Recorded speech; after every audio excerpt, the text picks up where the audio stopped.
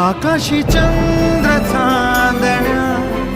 तोडून मी का आणल्या,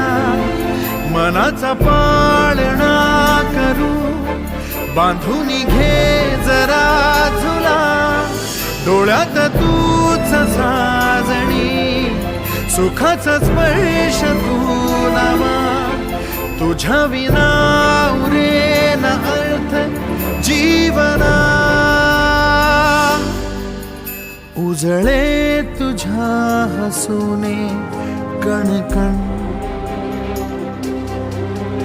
अन चंद्र हे हातीचे काकण,